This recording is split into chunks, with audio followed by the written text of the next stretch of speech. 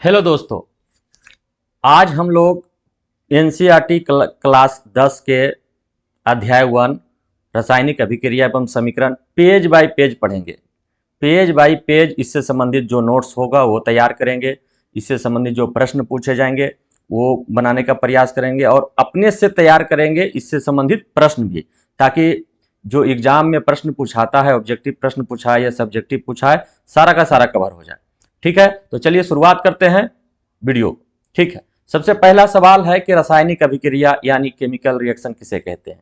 तो चलिए देखते हैं कि जब एक या एक से अधिक पदार्थ, कितने पदार्थ, एक या एक से अधिक, आपस में अभिक्रिया करके नए पदार्थ बनाते हैं। कौन सा पदार्थ बनाते हैं? नए पदार्थ बनाते हैं जिनका गुण पहले वाले पदार्थ से अलग होता है। पहला वाला जो पदार्थ है उसका गुण, जब नए पदार्थ बनेंगे उसका गुण बिल्कुल अलग होगा।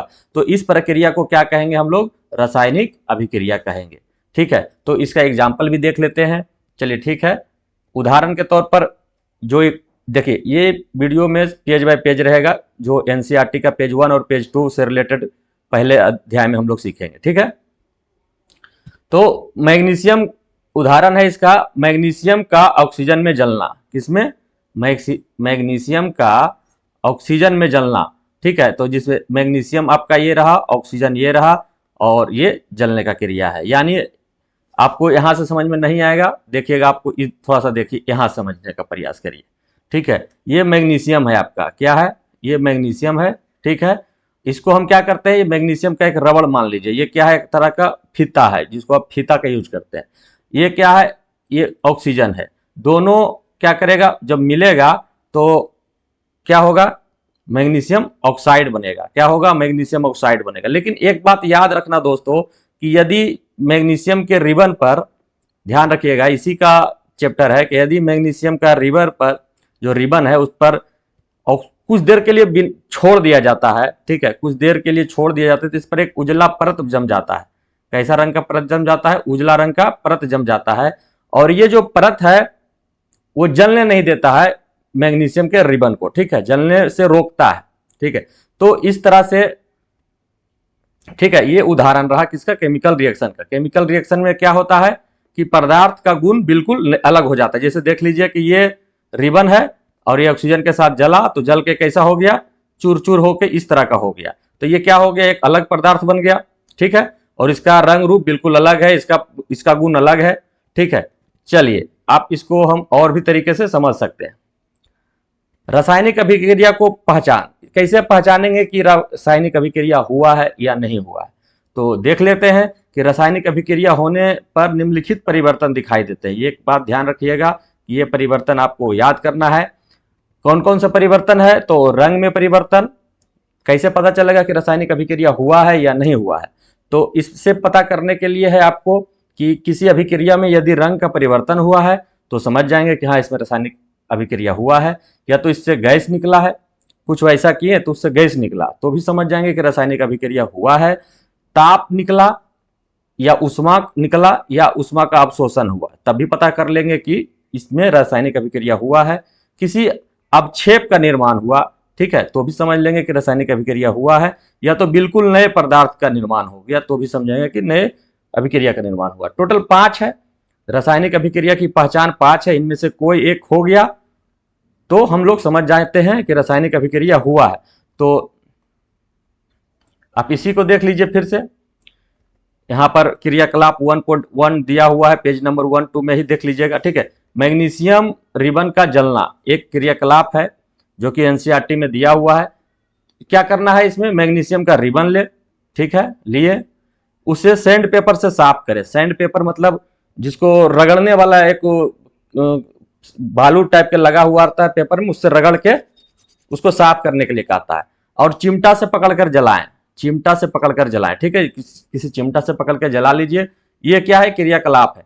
और फिर देखिएगा इसमें क्या होगा, जब फिर चिमटा से पकड़ के जब इसको जलाइएगा तो मैग्नीशियम का जो रिबन है, फित्ता जो है, चमकीली श्वेत लौ के साथ जलता है। ये किसके साथ जलता है?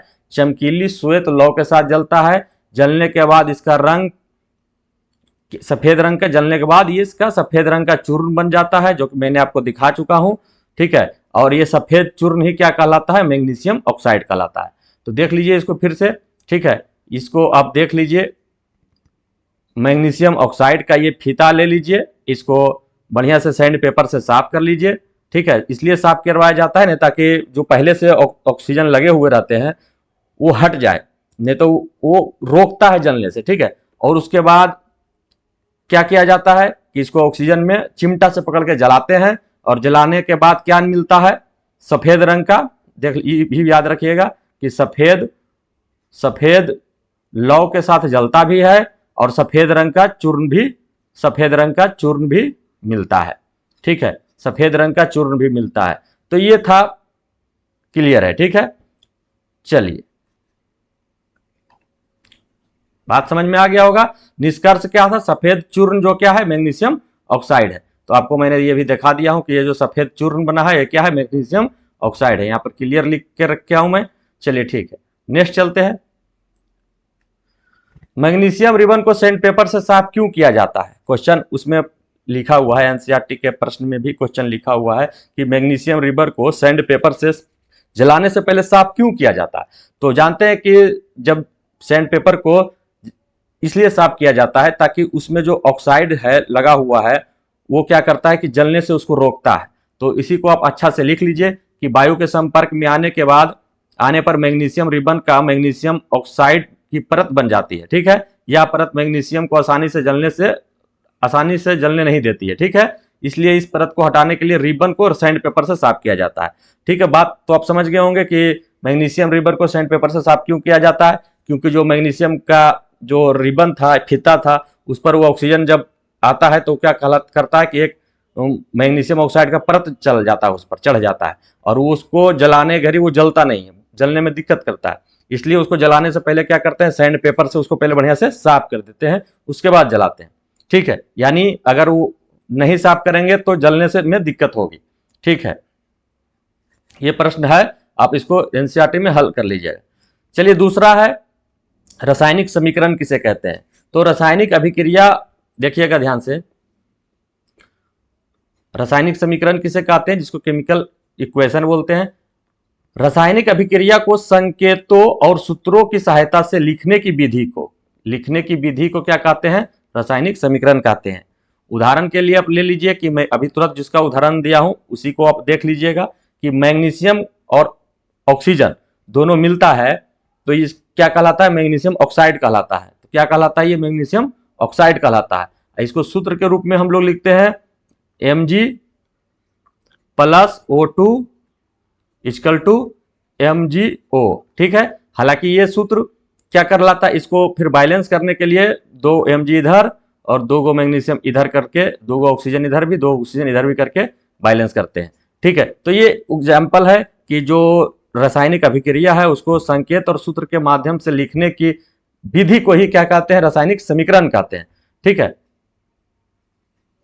चलिए, संतुलित रासायनिक समीकरण किसे कहेंगे, ध्यान रखिएगा कि संतुलित रासायनिक समीकरण किसे कहेंगे, जिस रासायनिक समीकरण में अभिकारकों और उत्पाद के प्रत्येक तत्व के परमाणु की संख्या, ध्यान रखिएगा, दोनों ओर समान हो, उसे संतुलित रासायनिक समीकरण कहते हैं।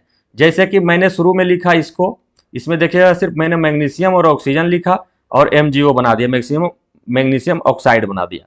लेकिन जब इसको मैं संतुलित किया हूं तो इसमें 1 मैग्नीशियम है और 2 ऑक्सीजन है। इसमें कितना है कि 1 मैग्नीशियम है और 1 ऑक्सीजन है, ठीक है। तो इसको क्या करते हैं कि इधर 2 ऑक्सीजन है तो इधर 2 ऑक्सीजन चाहिए ही चाहिए, तो ऐसा क्या करते हैं, इधर मैग्नीशियम 2 ऑक्सीजन करने के लिए यहां हम गुना कर सकते हैं, ठीक है। तो 2 से गुना करेंगे तो क्या होगा, इधर 2 Mg हो जाएगा, तो 2 गो ऑक्सीजन 2 गो मैग्नीशियम, यहाँ Mg कितना है, 1 है, इसलिए इसको हम यहाँ भी 2 रख लिए हैं, ठीक है। तो 2 मैग्नीशियम यहाँ किए हैं और ऑक्सीजन भी 2 गो इधर हो गया है, और मैग्नीज भी 2 गो इधर भी, और इधर भी मैग्नीशियम भी 2 इधर और ऑक्सीजन भी 2 इधर। तो इस तरह से संतुलित किया जाता है, और ये संतुलित करने के विधि को हम क्या कहते हैं, हिट एंड ट्रायल विधि कहते हैं, ठीक है। ध्यान रखिएगा, इसका महत्वपूर्ण तत्व में रखिएगा, रासायनिक अभिक्रिया में महत्वपूर्ण तत्व है इतना, एक पेज नंबर 1 और 2 का ये सार के रूप में इसको देख सकते हैं कि महत्वपूर्ण तत्व में अब देखिएगा कि रासायनिक अभिक्रिया में नए पदार्थ बनते हैं। क्या पदार्थ बनते हैं, नए पदार्थ बनते हैं। मैग्नीशियम जलने पर मैग्नीशियम ऑक्साइड बनता है, ठीक है। मैग्नीशियम रिबर को जलाने से पहले सैंड पेपर से साफ किया जाता है। रासायनिक अभिक्रिया में प्रमुख संकेत रंग परिवर्तन, गैस का बनना निकलना, अपक्षेपण बनना, ताप का परिवर्तन, नए पदार्थ का निर्माण और संतुलित रासायनिक समीकरण किसके नियम पर चलता है? तो द्रव्यमान संरक्षण के नियम पर चलता है, जो कि आने वाले पेज में इसका क्लियर से बताया जाएगा। ठीक है, अब इससे संबंधित कुछ प्रश्न देख लेते हैं। ठीक है, ताकि पेज 1 और पेज 2 से संबंधित कुछ प्रश्न देख लीजिए, उसके बाद पेज 3, पेज 4, फिर पेज 4, 5, 6, इस तरह से पूरा चैप्टर आपको पढ़ाया जाएगा। ठीक है, तो देखिए रासायनिक अभिक्रिया क्या है, पेज 1 आप इसको बनाना है।